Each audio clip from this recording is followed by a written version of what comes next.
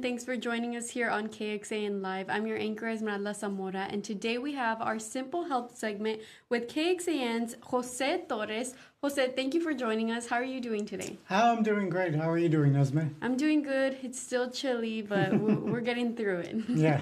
So today we're going to talk a little bit about running, right? And lacing up those shoes, all the do's and the don'ts about that. What can you tell us about it? Well, speaking of colder, chillier weather, that's actually perfect conditions to go out on a run, especially if you're out running a marathon, a half marathon, or a 5K like we did a couple of weeks ago here in Austin for the Ascension Austin Marathon. I'm sorry, go ahead.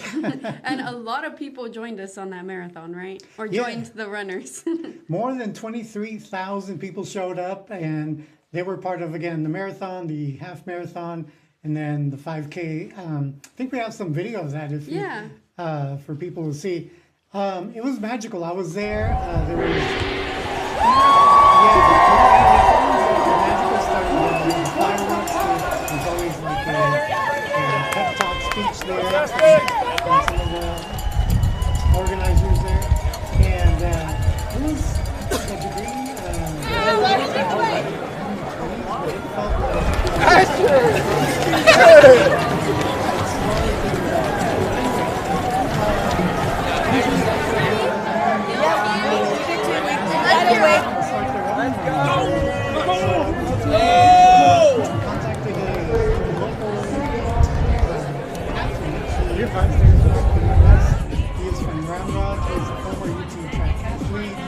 Couple of half marathon finishers here. Catherine Massey, Yocio Alvarez on the marathon side. Steve Leakway, Antonio Medina, Gregory Bowe, Mike Feldman, Kurt Kringler, Derek Duncan, Jose Rivera. Hello everyone, I'm Jose Torres with KXAN Simple Health. Austin has a big running community, and if you feel inspired to lace up your shoes but you're just not sure how to get going, here to help us out is Mark Pinales. He's a former UT track athlete, an Olympic trial qualifier. He now has his own running business online. Mark, thank you for joining us. Happy to be here. We just wrapped up the Austin Marathon. It includes the 5K, the half marathon, the full marathon. Can anyone do a race like that? Anyone can do these races, and there are 4 things you really need to consider when you're getting into a serious training block. The first thing is pick a race. You don't have to spend 6 months of easy running and base building to do these big races. You can do them incrementally and just for fun. The second thing is make sure that you challenge yourself. This can be pushing the pace at the end of an easy run or a structured track workout. The third thing is make sure that you do the little things right. Eating well, sleeping a little bit better, rolling out, stretching, and doing proper strength work can make a big difference short-term and long-term. Nutrition is very important for your training, but there's no one specific plan that works best for everyone. If you're struggling with your diet, cutting out 1 to 2 things you know you shouldn't eat or replacing them with something slightly healthier can make a big difference. At the end of the day, what you do long-term matters significantly more than one meal.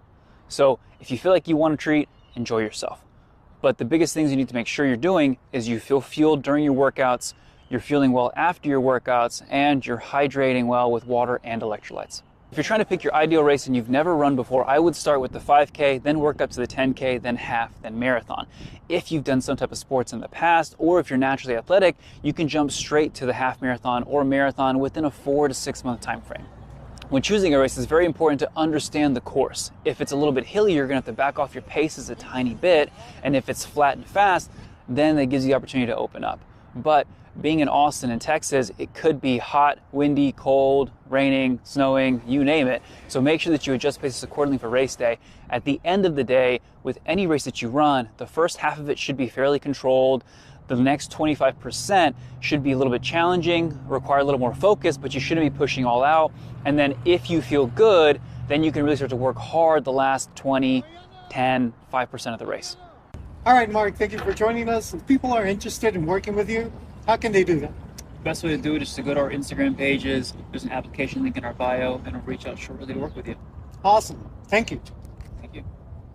Wow, Jose, that was very I got a lot of information from that to start running. I'm not a runner myself. I know you wanted to ask me that, but all this talk about getting prepared and all the things you need to do before you start running really inspired me to maybe start running. All right, I'm going to hold you to it. We have it on video now, and it's on record, so I'll see you on the trail. We have the perfect weather to do it, right? Right, yeah. Now's the time to, start that journey because, unless you like the humidity and the hot Texas sun, some people do. There's a lot of runners then as well. And what about your KXAN marathon shout-outs? Well, first, let me shout out to the people that won the race, the elite runners. Oh, that's true. We have a couple of Texans, Bradley McCouvray from El Paso, and then Grand Prairie's Janet Rono. They claimed victories in the men and women's elite divisions.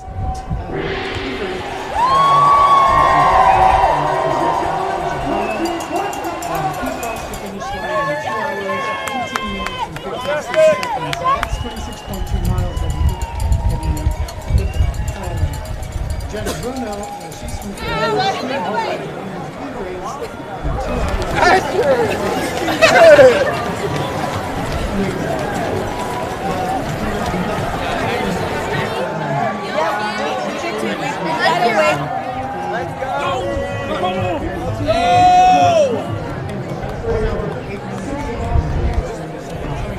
You're fine.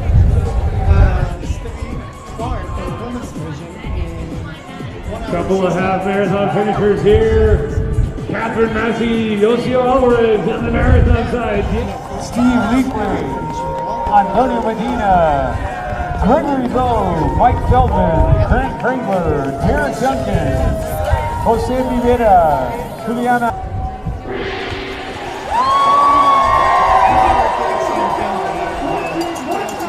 Here of some of the. There we see them. Yeah, there's Chelsea. She does a lot of behind the scenes work. That Mackenzie, she does produces the 5 o'clock. Kelsey, hey, there's Noah. You recognize him on the weekends. Grace Reeder with her mom right there.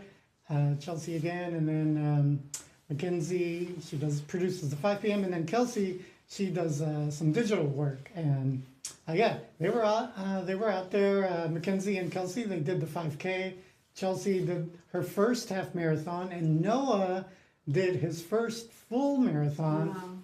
Wow. Grace, she's a running pro. She's done. She's used to this. Yeah, she's done ultras, she's done marathons, she's done halves. So this was a piece of cake for her. I mean, even if you're not a runner, attending these and kind of just walking them is also inspiring to get out there and start moving, right? Yeah, and the spectators play a big role in the race because imagine whether you're doing 13 miles, even the 5K, 13 miles or 26 miles, especially if it's your first time or even if it's, your 10th time, there is going to be a time when you hit a wall and you're going to have this mental battle where you're like, I can't move my legs anymore, or I don't want to move my legs anymore. But when you see the people on the sidelines giving you high five, these are strangers who don't know you, but they are out there cheering you on. And that helps you because for that brief second, you become the underdog because you're asking yourself, oh my gosh, am I going to do this? Am I going to finish this? But the high fives, all the cheers, all the signs, people get really creative with the signs there. And some are inspirational as well, which you need, especially as you get closer to the finish line. Like that song, yeah. It's a lot of fun. And it helps you grow athletically and mentally as well. You can even say spiritually as well. You can apply these lessons that you learn in your running journey and life as well. And why do you think that this particular marathon, the Austin Marathon, brings in so many runners, so many spectators and supporters? It's a challenging course. The half and the full, they have some rolling hills. And so it's a challenging course. And Austin has a big running community. BPN is based out of Round Rock, which is just outside of Austin. They have a lot of supplements that runners are like to use for their own running journeys as well. But anyway, there is a big running community here. And so, yeah, it draws a lot of people, not just from Texas, but from all over the country and even internationally as well. So that's kind of cool. Yeah, and like you mentioned, we do have a big running community, especially here in Central Texas, in Austin in particular. Why do you think that running has become so popular? I know there's even run clubs out there locally that people can join. I think, again, because people want to challenge themselves. People have a lot of different reasons as to why they want to pick up running. You know, it could be to lose weight. It could be to get fit. They want to challenge themselves mentally if they can do something like this. It could be because they want to honor someone. You hear a bunch of stories when you're out there talking to the spectators or when you talk to the runners after they finish the race. And they'll be glad to tell you why they did it. And it's really awesome to hear their stories because, again, everyone has a different story, but they all have the same goal.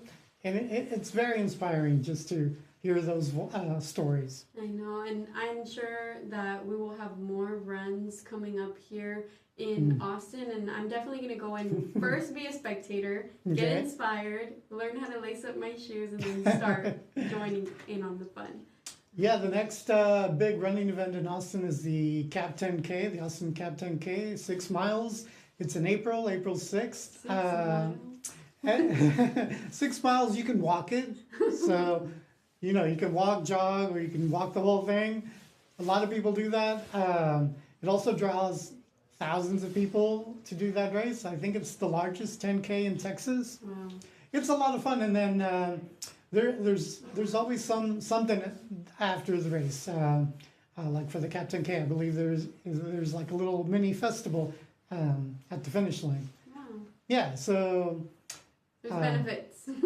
and the cool thing also is that a lot of these races they pick charities for runners to pick for them to another reason for them to run the 13 miles or the 26 miles or the 3 miles.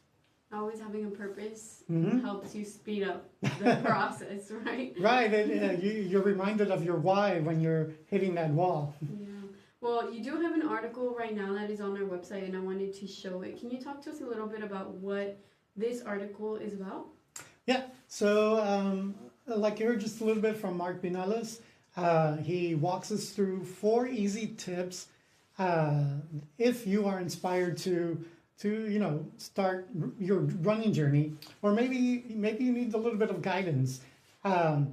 I remember when I started running, I had no idea about mobility. I had no idea about fueling yourself before and after a run, recovery work. He talks about that. He also talks about he owns his own coaching business, and so he also talks about what it would be like if you want to work with him, whether it's strength training for your running or just to perform better with your running. Wow. Well, we do know that when you start running, there's a lot of things that you have to prepare for. There's a lot of things that you have to do to your body to prepare. So running comes with so many other benefits, right? In as far as like mind, body, health. Yeah, and it helps you also, if you're like me and maybe you need a little structure in your life, it helps you stay more disciplined because you have to go to bed at a certain time so you can wake up a bit more rested for your runs. Drink a lot of water. Yeah, hydration, eating the right foods to properly fuel yourself. So you learn a lot about yourself. You learn a lot of discipline. You have structure. Yeah, there's so many benefits mentally, physically, spiritually. Yeah, there's a lot. Well, hopefully this live stream inspires many other people to lace up their shoes, like you said in your story, and get ready for that next 5K or that next half marathon that comes here to Austin. Yeah, and then you said it, you're going to do it. So yeah, I'm going to spectate first, and then I will start. All right. Well, thank you so much, Jose, for sharing this story with us. We can't wait to see what other story you have for us next week. Oh, thank you, Esme.